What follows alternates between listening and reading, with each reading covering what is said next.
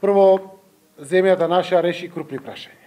Тоа треба да донесе мотивираност за посетеност на многу нови потенцијални туристи. Ама тоа ако не го индуцираме, така само по себе нема да се случи. Бројките ни се добри. Тој плафон пред нас од 1.000.000 туристи го пробивме, 1.100.000. Ова година таргетира на 1.300.000, но тоа е слабо. Бруто домашниот производ ни расте по сите основи. Индустријата ја гледате 12%, 7,5% расте, има фабрики, но тоа не е единствениот потенцијал на државата. Светот се движи со услугите. И тоа е модерниот тренд кој што колку ние сме поподготвени, толку повеќе ќе може да го зграпчиме или да го употребиме токму и тука. Имаме капацитети, не е дека немаме, но тие може да бидат индуцирани само ако се зголеми бројот на туристи од секој аспект. Во едни такви околности се отвараат многу дебати во владата. Јас сакам овде да ги допроверам со вас, дали се тие вистински правци или не, а и секако и да слушнеме од вас одредени политики кои што треба да бидат акцелератор на развојот во државата. Државата може да се развива ако приватниот сектор се развива. Ние може да го помогнеме тоа со подобра инфраструктура, со подобри капацитети во делот на помагањето, со подобри флексибилни законски решенија и мерки и слично, но развојот економски, тоа што го викаме бруто домашниот производ, ќе расте ако растете вие. Ако вашиот обем на работа расте, ќе расте и бруто домашниот производ. Цел еден департмент од владата е многу насочен на услугите. Во тој дел се вкупните услуги, меѓу кои што се секако и хотелиерските услуги, но и угостителските услуги, сеопшто како услуги. И веруваме дека тоа може да се зголеми со дополнителни мотивацијски мерки како држава. Мерките одат на начин на кој што вака отворено меѓународно интегрирана земја треба сама по себе да предизвика потреба од, како да го кажам тоа, не само привлекување, луѓето сакаат да истражуваат, сакаат да проверат, сакаат да видат, да ги проверат работите за кои што светот пишува. Се ова со Северна Македонија се збори и во Јапонија и во Кина и се збори насекаде во светот.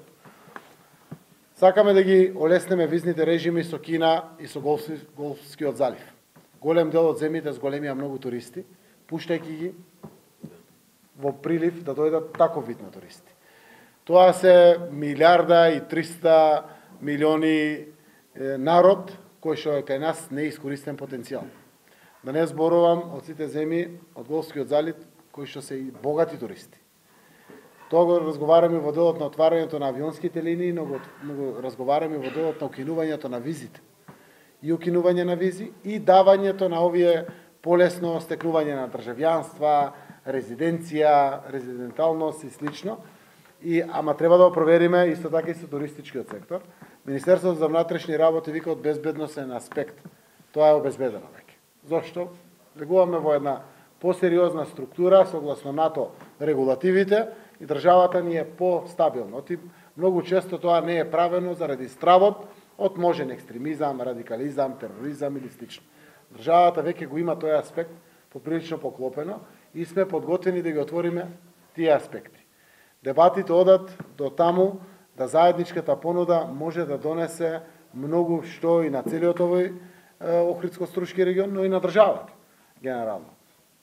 Имаме цели тур оператори кои ќе ни нудат можности да се вклучиме заедно со Црна Гора, со Албанија, со заеднички земји кои што голем дел од туристите сакаат да ги прават турите. Кружните тури. Ние сме позитивни исто така за тој аспект. И дури модерните трендови одат до таму, јас лично се уште мислам дека не сме подготвени, но сакам да ви кажам докаде одат модерните трендови, дури и пуштање на употреба во рекреативни цели на марихуаната, точно само во туристичките места. Некој кажува дека пута 5 ќе се зголемат потребите од издавање на туристичките капацитети. Зошто велам не сме подготвени, се уште немаме контролни механизми во државата вградени. Но дискусијата е отворена. Значи, ова светот го прави најмногу заради туризам. Сите го знаеме тоа. Авионите се фаќаат од сите страни и доаѓаат туристи и тука се по 5, по 10 дена. Секако, тоа е во изолирани објекти каде што се користи, се знае во обично се кафетерии или гостителски објекти, ама они доаѓаат тука спијат, тука се постојано и слично. Сакам да ви кажем каков амбиент постои во владата. Зошто? Заради тоа што тука гледаме непресушен огромен потенцијал за развој на државата. Тие теми ги отварам денеска тука пред сите вас, заради тоа што не треба да бидеме задоволни кога не растат бројките за 15, за 20, за 25%. Потенцијалот е огромен. Сите знаеме дека како се менува дури и светот на потребите на граѓанството и од Западна Европа во делот на морето, солената вода. Не, сакат нешто друго. Луѓето сакат разноликост. Ова богатство овде што го имаме е за истражување, за експлоринг, ненормално привлечно.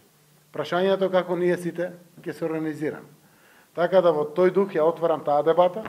Вториот дел на дебатата, јас сум левичар човек и од мене дојде иницијативата министерот ја зграпчи за да можеме да помогнеме на посиромашните граѓани или работниците во државата кои што имаат приход не поголем месечен од 22.000 денари. Така е до сега. Определивме 20-30 милиони ки дополнуваме. Дај Боже да го развиваме до крај. Зошто не? Посебно во оние празнини која се постојни, која не е туризмот воек, да ги понудиме.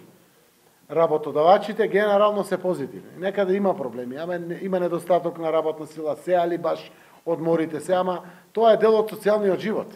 И мораме да го најдеме начинот како да го организираме. Има луѓе кои што не тргнале на одмор, никој пат, ни 7 ни 10 дена. Можеме тој дел уште повеќе да го интензивираме. За државата 20, 30, 50 милиони денари не е ништо, а е добар акцелератор да се направи една одржливост, да се пополнат тие гапови или празнини на месеци, кога буквално туризмот е заспан, така да го кажем.